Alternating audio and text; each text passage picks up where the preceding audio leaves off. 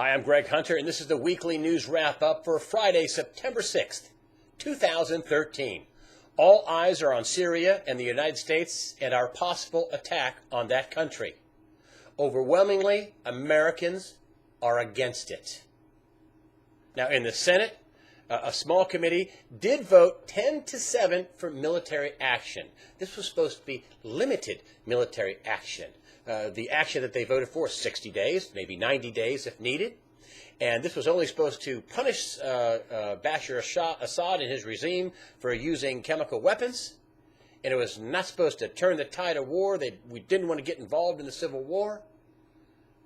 But yet, in the language in this military action, people like Lindsey Graham and John McCain, who want a wider war, got put in there. They wanted to change the momentum on the battlefield. That's one of the goals of this, to change the momentum on the battlefield. Sounds pretty open-ended to me.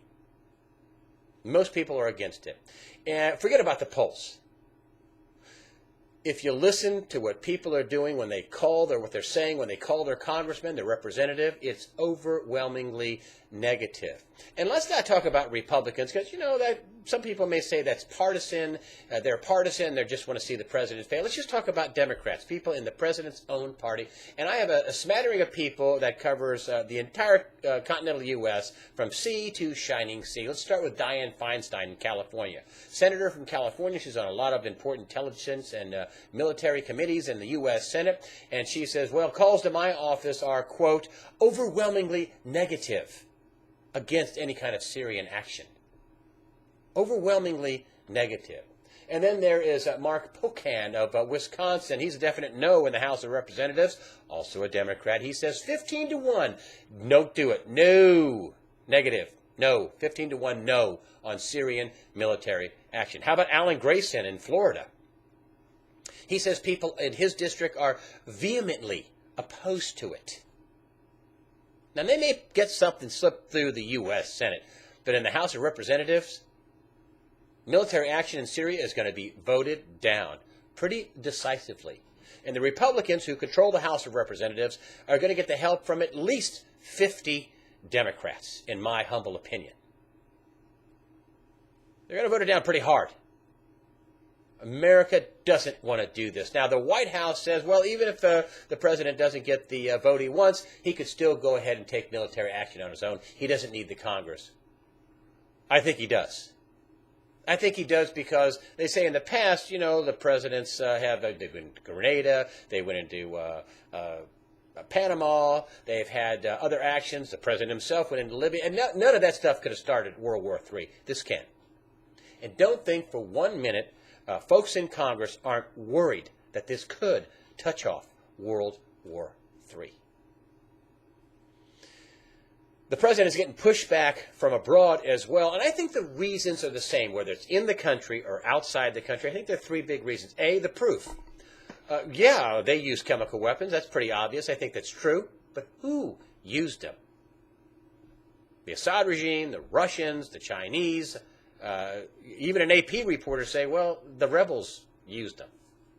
It's the rebels that used chemical weapons. I mean, after all, Assad was winning.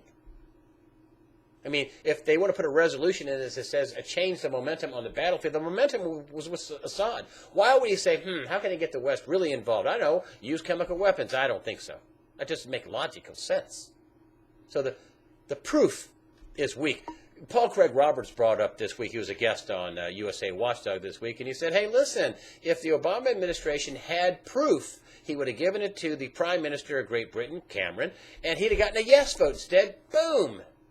A no vote in the UK Parliament. One of our staunchest allies. Nope, no military action from them. They're not helping us. The other thing that people want is a clear, definite plan and outcome. Why are you doing this? What are you going to do, and what's the outcome? You're going to do this, this, and this, and we're going to get this, this, and this. We're not getting that. We're getting some vague line about changing the tide, changing the momentum on the battlefield. But we're not getting that.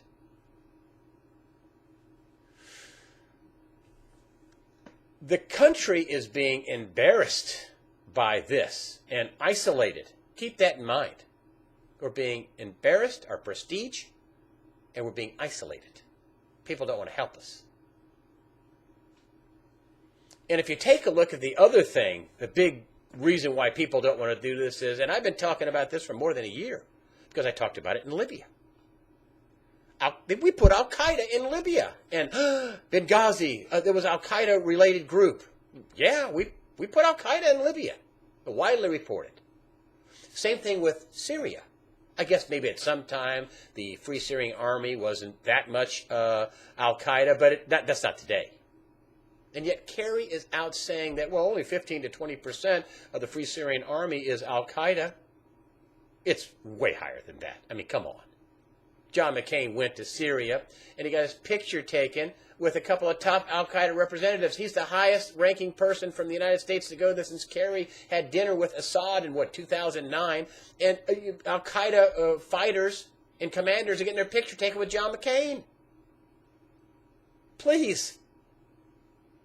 And even this is where the embarrassment comes in. Vladimir Putin, the leader of Russia, said of Kerry when he said, well, Al-Qaeda is not that, big of a component with the Syrian rebels. He said, he's lying. And he knows he's lying. It's sad. When's the last time you heard the leader of a major power call our Secretary of State a liar and then make out like some crazy little, disturbed child? He's lying. It's sad. Talk about a loss of prestige in the world. Nobody will help us, and the leader of Russia is telling our Secretary of State he's a liar, and it's sad. He knows he's lying. And to top it off, the New York Times, they're hardly a bastion of conservative right-wing journalism. The New York Times is coming out with a story about how the Al-Qaeda-backed rebels are executing prisoners, and they got it on videotape to boot, and it's gruesome. These are the people we want to put in power?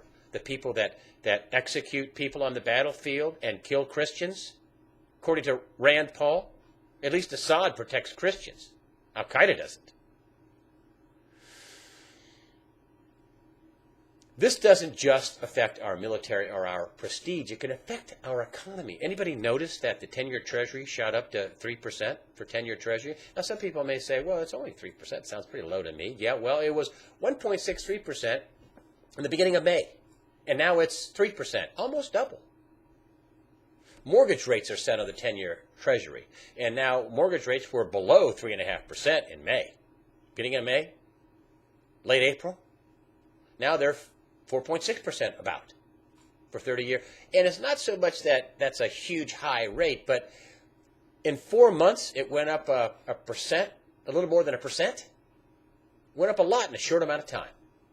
That's the scary part. A lot in a short amount of time. And keep in mind, the Federal Reserve is printing $85 billion a month to try to suppress rates. They didn't taper. They didn't cut that back. And interest rates are going up. You think foreigners are selling our Treasury debt as fast as they can? I think so.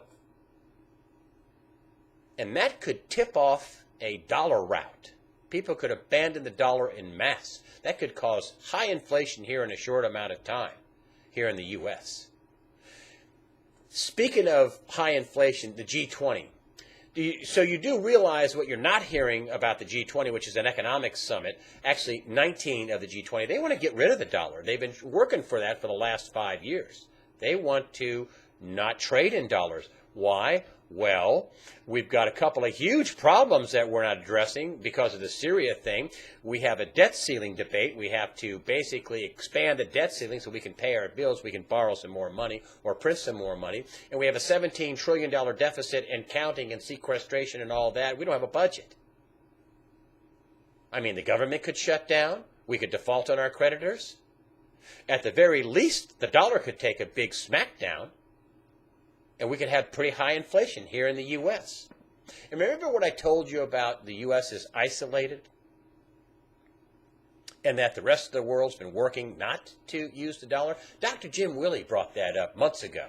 He's been writing about that. And we have Dr. Jim Willey of GoldenJackass.com on for Monday. He's made some pretty big predictions. He said that we're on our way to a third world status, that the dollar is going to get hammered. We're going to have inflation like you haven't seen, on our way to third world status, that we're being isolated. Wow. We're being isolated? That's a pretty big call. And it looks like it's coming true. Dr. Jim Willie, up Monday. Thank you all for supporting the site. I think we have some of the smartest people. I've said this before, but read the comments. I am blown away how smart people are on this site, not just here in America, but from around the globe. Bravo. You help make this site great. Oftentimes I write people, thank you for adding to the content of this post. Thank you very much for weighing in. I mean, the comments are super. I learn a lot from the comments with the comments and links that people provide. Thank you very much. That's big support for the site. Also, thank you very much for those of you who've used the donations button. That helps us out. Appreciate that. That's the way I see it. I'm Greg Hunter. Have a good weekend. Remember, Jim Willie, up Monday on USAWatchdog.com.